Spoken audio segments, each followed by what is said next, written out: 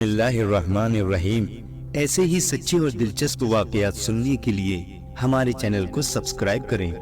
دوستو، آج ہم اس ویڈیو میں حضرت آدم علیہ السلام کی پیدائش سے زمین پر اتارے جانے تک کا مکمل واقعہ بیان کریں گے۔ آدم علیہ السلام کو سب سے پہلے دنیا میں بھیجا گیا۔ حضرت آدم علیہ السلام کو ابو البشر یعنی سب انسانوں کا باپ کہا جاتا ہے۔ دنیا میں جتنے بھی انسان شروع سے آخر تک آ چکے ہیں یا آئیں گے، سب حضرت آدم علیہ السلام کی ہی اولاد ہیں، اس لیے انہیں آدمی کہا جاتا ہے۔ جب اللہ تعالیٰ نے حضرت آدم علیہ السلام کی پیدائش کا ارادہ کیا اور فرشتوں سے عرض کیا کہ میں زمین میں اپنا خلیفہ بنانے والا ہوں، اس وقت زمین میں جنات رہتے تھے اور ابلیس کی بادشاہت تھی، لہٰذا آپ کے بارے میں کچھ بتانے سے پہلے شیطان ابلیس کا ذکر کرنا ضروری ہے، کیونکہ اس واقعے کا شیطان سے گہرا تعلق ہے۔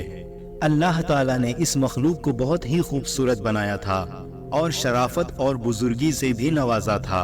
اللہ نے ابلیس کو زمین اور آسمان کی بادشاہت عطا فرمائی تھی، اس کے علاوہ اسے جنت کی پہرے داری سے بھی نوازا تھا، لیکن ابلیس نے اللہ کے سامنے تکبر کیا اور خدائی کا دعویٰ کر بیٹھا، جس کی وجہ سے اللہ تعالیٰ نے اسے اپنی بارگاہ سے نکال دیا اور اسے شیطان میں بدل دیا، اس کی شکل بگاڑ دی اور سارے رتبے جو اللہ تعالیٰ نے اسے عطا فرمائے تھے چھین لیے، اس پر اپنی لعنت فرمائی، اس کو اپنے آسمانوں سے نکال دیا اور آخرت میں اس کا اور اس کی پیروی کرنے والوں کا ٹھکانہ جہنم قرار دیا۔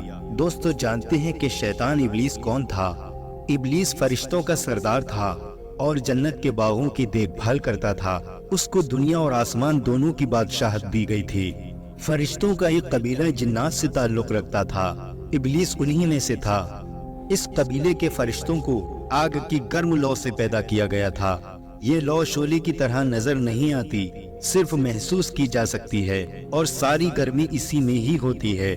اللہ تعالیٰ نے اس قبیلے کے علاوہ باقی سب فرشتوں کو نور سے پیدا فرمایا تھا۔ ابلیس کا نام حارث تھا، دوسری روایات میں عزازیل بھی آیا ہے اور یہ جنت کے پہرے داروں میں سے تھا۔ اللہ تعالیٰ قرآن پاک میں فرماتا ہے، اور ان میں جو کہے کہ میں اللہ کی سوا معبود ہوں تو اسے ہم جہنم کی سزا دیں گے، ہم ایسی ہی سزا دیتے ہیں ستمگاروں کو۔ فرشتوں میں سب سے پہلے جس نے یہ بات کہی کہ اللہ کے بجائے میں معبود ہوں، وہ ابلیس لعین ہے۔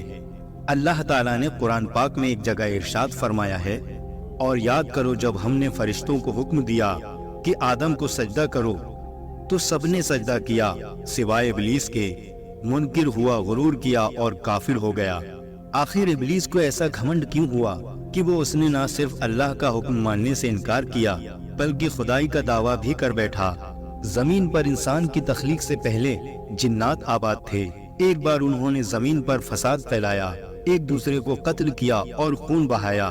اللہ تعالیٰ نے ان کی فساد کو ختم کرنے کے لیے ابلیس کو فرشتوں کے ایک گروہ کے ساتھ بھیجا۔ یہ وہی گروہ تھا جسے جن کہا جاتا ہے۔ ابلیس نے اور ان فرشتوں کے گروہ نے ان سے جنگ کی اور انہیں جزیروں اور دور دراز کے پہاڑوں میں ڈھکیل دیا۔ اس کارنامے کے بعد ابلیس میں غرور پیدا ہو گیا۔ اللہ تعالیٰ اس کے غرور کو جان گیا، لیکن فرشتے نہ جان سکے۔ ابلیس آسمانی دنیا، زمین اور اس کے درمیان سب علاقے کا بادشاہ تھا اور ساتھ ہی ساتھ جنت کی حفاظت کا بھی ذمہ دار تھا۔ ابلیس اللہ تعالیٰ کی بہت عبادت کیا کرتا تھا اور اس میں بہت زیادہ تکلیفیں اٹھاتا تھا۔